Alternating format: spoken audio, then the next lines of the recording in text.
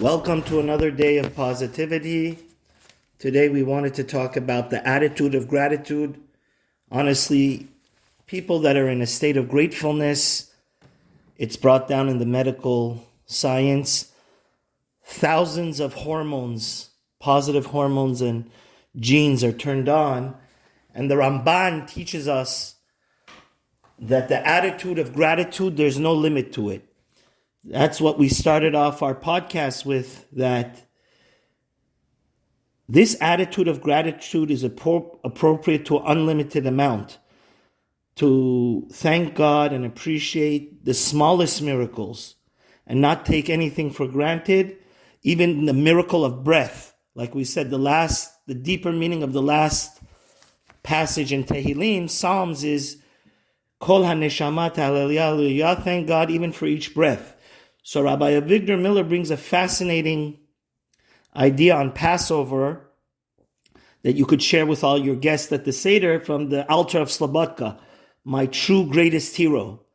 He says that the depth and the exactness, the minuteness, the minusculeness and preciseness, and even up to the atomic level of gratitude, we can learn from the fact that God took us out of Egypt.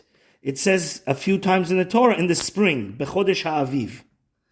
And he says, why does the Torah emphasize that our exodus from Egypt was done specifically in the springtime? He says the Torah wants us to appreciate that God could have took us out in the middle of the summer. God could have orchestrated this grand exodus of our lives getting saved from that terrible slavery in the bitter winter when the desert is freezing cold, or the heat of the summer.